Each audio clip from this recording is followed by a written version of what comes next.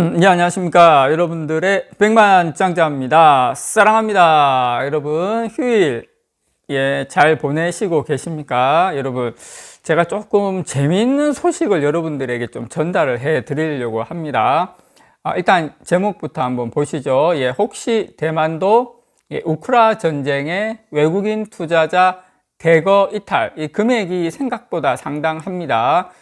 백만장자님, 대만에서 외국인 투자자 이탈하는 게 그게 삼성전자하고 무슨 연관이 있나요? 단순하게 생각하면 자본이 이탈하는 거기 때문에 글쎄 대만에서 자본 이탈할 수도 있지 않나 이렇게 생각을 하는데, 여러분들 대만에는 뭐가 있습니까? TSMC가 있죠. 자, 자본이 이탈한다는 것은 대만이 우크라이나처럼 그렇게 되는 거 아니야 하면서 이제 자본이 이탈하는데, 자, 대만에 TSMC 공장이 있으면 파운드리를 맡기는 전 세계 엔비디아, 퀄컴, 애플, 인텔 이런 기업들이 자본이 이탈하는데, 기업들이 본인들의 어떤 설계도를 준 그 설계를 맡아서 하는 생산이 그러면 잘 될 수 있을까? 자본이 이탈하면 똑같이 그런 팹리스 업체들의 TSMC에 대한 그런 설계도를, 어떤 TSMC에 대한 어떤 위탁 계약을 또 이탈할 수 있는 가능성이 있다.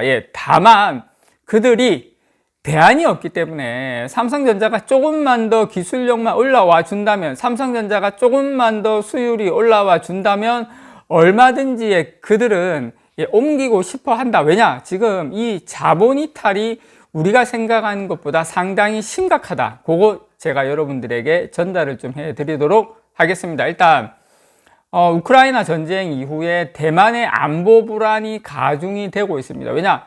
중국이 똑같은 상황이다 보니까 중국하고 대만은 중국하고 대만보다 어떻게 보면 러시아가 우크라이나 생각하는 게 더 약해요. 왜냐하면 중국은 같은 나라다라고 생각을 하는 거고, 그래도 러시아는 우크라이나는 독립국가 인정해줄게, 대신에 중립국가 되라, 우리 우크라이나를 점령할 생각은 없다, 점령이 안 된다는 거 알아요. 그렇지만 대만은 이야기가 다릅니다. 대만은 중국의 어떤 하나의 같은 나라라고 강하게 생각하고, 물론 같은 민족이기도 하지만 이제 거기서 차이가 있는 거죠. 자, 그래서 지금 최근 3주간 외국인 투자자들이 대만 주식시장에서 대거 이탈했습니다. 그냥 이탈한 게 아니라 대거 이탈했다. 그렇다 치면 사실상 대만에서 TSMC 공장에 파운드리를 맡기고 있는 팹리스 기업들도 마음속으로는 이탈하고 싶다. 똑같이 자본하고 똑같이 대거 이탈하고 싶다는 게 제 개인적인 생각입니다. 이 부분은 그들도 아마 그 부분에 대해서 고민이 없는 건 아닐 거다. 그래서 지금 CNN은 우크라이나 전쟁이 약 8,000km 떨어진 대만에서 대규모 자본 도피를 촉발시켰다면서 중국이 대만에 대한 군사력을 증강할 수 있는 우려가 커지면서 외국 투자자들이 대거 이탈했다고 밝혔습니다. 지금 대만 타이페이에 본사를 둔 메가 인터내셔널 인베스트먼트 서비스의 알렉스 황 이사, 이분은 지난 3주간 외국인 투자자들이 4,800억 대만 달러, 4,800억 대만 달러면요, 달러로 치면 한 169억 달러 됩니다. 169억 달러면 여러분 얼마입니까?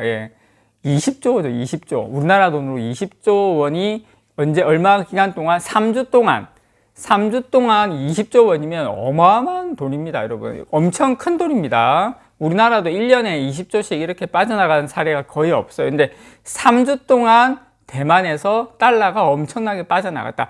이 정도로 심각하게 생각을 하고 있다면 팹리스 기업들도 본인들의 자본을 빠져나가게 할 수는 없지만 본인들의 팹리스 설계 맡기는 거에 대한 고민은 충분히 하고 있다. 그 부분은 확실하다라는 거 여러분께 좀 말씀을 드리고 싶고요. 지금 현재 대만에서 일어나고 있는 이 매도세는 사상 최대인데 2008년 세계 금융위기 당시보다 더 큰 규모다. 대만을 생각하고 있는 투자자들의 마음은 세계 금융위기가 터졌던 2008년도보다 더 심각하게 바라보고 있다라는 거 여러분께 좀 말씀을 드리고 싶습니다. 그리고 대만은 최근에 몇 년간 외국인 투자자들 사이에서 이른바 틱스로 알려져 인도, 중국, 한국과 함께 유망한 해외 투자처로 각광을 받아왔어요. 그런데 최근에 러시아가 우크라이나를 침공하면서 중국이 대만에 대한 군사적 침략을 강화할 수 있다는 우려가 커졌죠. 그래서 중국은 대만을 계속 뭐라고 한다? 자국 영토라고 주장하고 있다. 외신을 보면 워싱턴 포스트라든지 뉴욕 타임즈라든지 이런 거 쭉쭉 보면 한 번씩 이제 저는 대만 쪽 이렇게 찾아보고 하니까 항상 보면 중국의 외교관들이 미국에 오거나 아니면 미국의 외교관들이 중국에 가면 항상 중국 외교관들이 항상 하는 말이 있습니다. 미국에 대만은 우리나라다. 대만은 시기의 문제지 우리와 합쳐져야 된다. 그 이야기를 항상 한다 그래요. 그 중국 외교관들은. 그래서 그 부분에 대해서 우리가 북한하고 합치고 이런 개념이 아니라 자기네들은 그런 거에 대한 의지, 이런 거에 대한 상당히 강하게 가지고 있다. 그렇게 생각하시면 되고요. 어쨌든 대만은 글로벌 반도체 생산 강국이죠. 예, 대만의 대표적인 기업 중 하나가 TSMC인데 애플, 퀄컴, 엔비디아 할 거 없이 상당히 많은 어떤 반도체를 공급하는 글로벌 리더죠. 지금 여러 이제 분석가들 이야기를 들어보면 어쨌든 TSMC가 대만 증시에 지금 전조라고 이야기하고 있는데 지금 TSMC도 최근에 많이 빠졌거든요. 물론 이런저런 이유로 많이 빠졌지만 중국의 대만 침략 가능성에 대한 두려움, 이런 것들이 기본적으로 앞으로 이 전쟁이 끝난다 하더라도, 우크라이나나 러시아 전쟁이 끝난다 하더라도 오히려 그게 끝났기 때문에 중국은 호시탐탐 대만을 어떤 형식으로든 먹는 그런 계략과 전략을 침공할 어떤 그런 걸 짤 것이다, 이렇게 이야기를 하고 있고요. 자, 여러분, 요 이야기도 하나 좀 전해드리면, 국제금융연구소 IIF라고 있습니다. 여기서도 제가 그 보고서 내용을 여러분께 말씀을 드리면, 일단 지금 러시아 우크라이나를 침공한 이후에 중국에서도 외국인들이 주식하고 채권에 이제 투자한 자금을 거둬들였다는 보고서가 나오고 있거든요. 그래서 이 보고서에는 규모와 강도에서 대만만큼은 아니지만 중국에서 관측되는 유출은 전례가 없을 정도로 많다. 최근에 지금 국제적인 자금 흐름의 방향을 제가 여러분들께 알려드리는 겁니다. 지금 이렇게 중국에서 빠져나가는 돈이 많다. 특히 이제 나머지 신흥국, 우리가 알고 있는 한국이라든지 이런 신흥국이 있지 않습니까?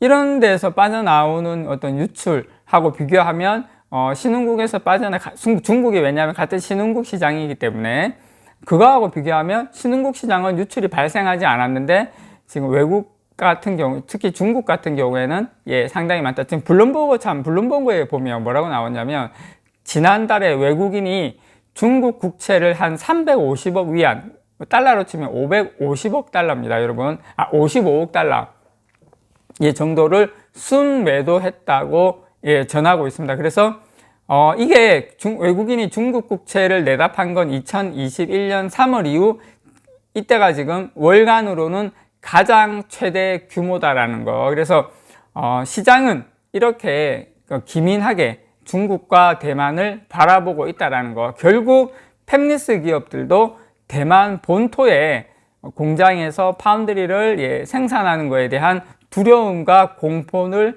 가지고 있다. 다만 대안이 없기 때문에 그 대안이 삼성전자에서 조금만 더 수율이 잘 나와주고 어느 정도만 나와준다면 삼성전자가 충분히 파운드리에서 경쟁력 있는 시기가 곧 온다라는 거 여러분들에게 다시 한번 말씀을 드립니다. 이상 여러분들의 백만장자였습니다. 사랑합니다, 여러분.